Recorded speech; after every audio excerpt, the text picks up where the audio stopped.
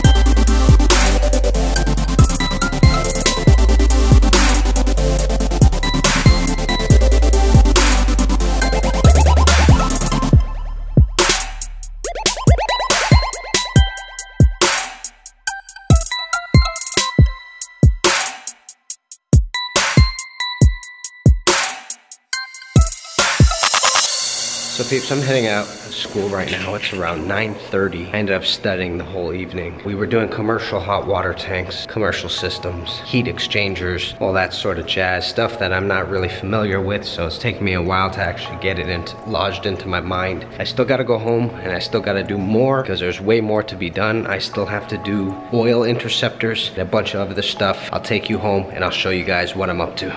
Alright, so let me go through what exactly is going to be on this week's test. That way you get a vibe as to what's going on in advanced plumbing on week 4. Alright, first and foremost, these are all the notes that I'm going to have to be studying for the test.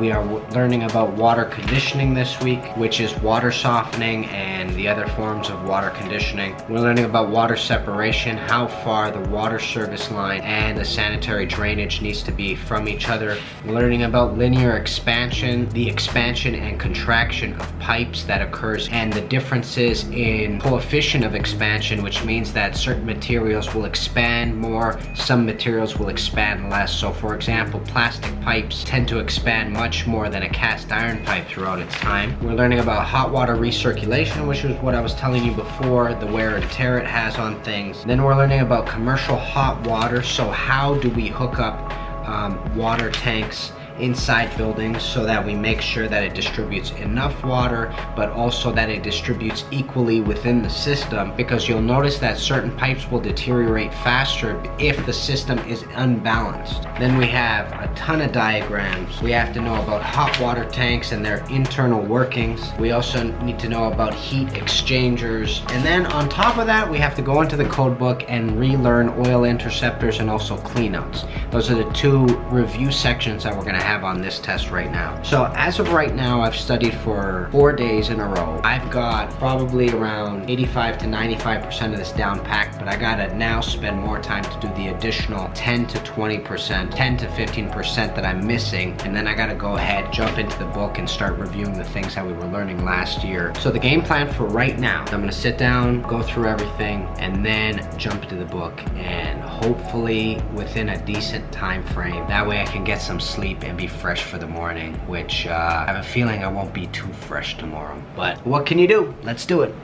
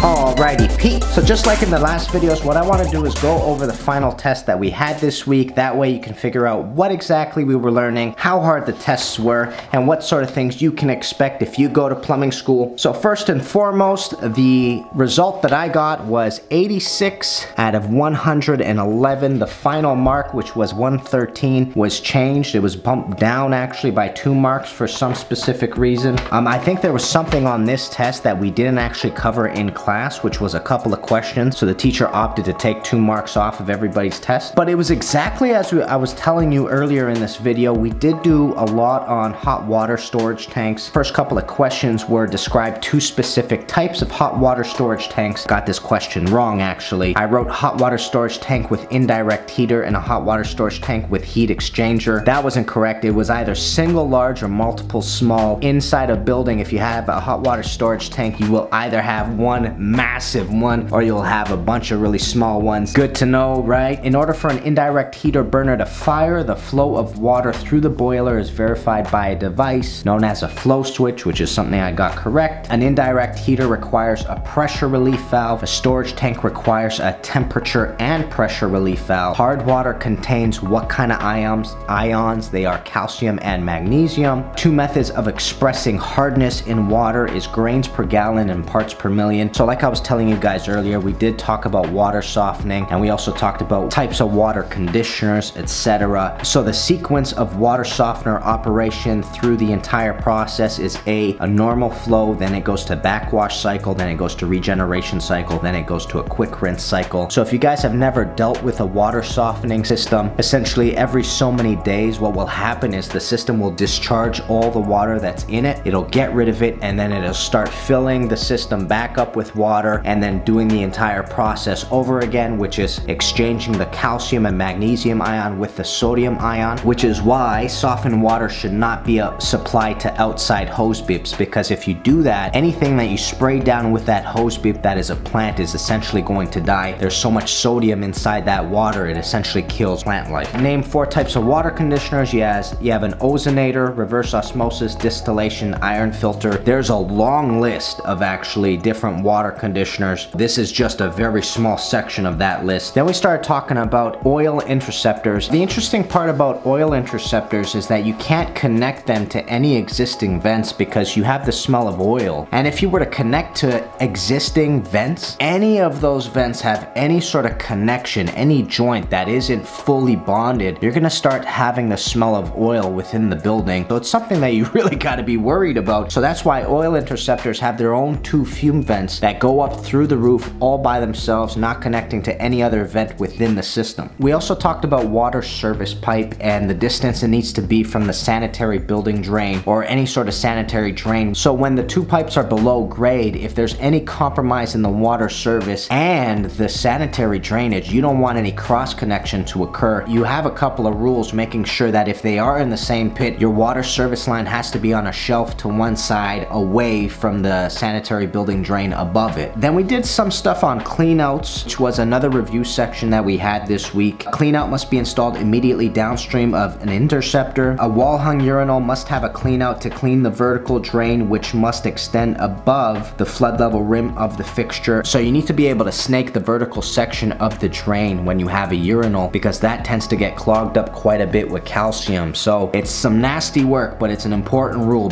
Where a cleanout is required on a building sewer 8-inch or larger, it shall be a manhole. Every change of direction of the sanitary building drain or sewer greater than 45 degrees must have a cleanout installed. On piping 4 inches smaller, the cleanout must be the same size as the pipe it serves. And then, like we had on all the other tests, we had some naming. So you had to look at this drain plan and you had to describe what the drains were. So for example, this was a circuit vented branch that I got incorrect here. I wrote horizontal branch. You have a foundation drain connection all the way up here. You have a relief vent over here. You have a horizontal branch over here. And then the following page was all sizing, and this was the first week that I felt really confident about the sizing, and I only got 2 of them wrong. So your fume vents, for example, that's a fume vent over here. This fume vent should have been 3-inch instead of 2-inch. And I also, for some reason, wrote that the horizontal branch on this circuit vented system was 2-inch. It should have been 3-inch. But for the most part, I got everything else correct. So I think it was at a 19. I only got 2 wrong. And I'm really proud of that because sizing was a little bit of an issue in the first parts of going back to school. So peeps, that was a whole week of plumbing school. I hope you guys enjoyed. Like, subscribe, comment below. Let me know how you guys are doing, and if you're in school, what sort of things you guys are learning. And I'll see you guys very soon. Kenny Molotov, guys. Peace, baby.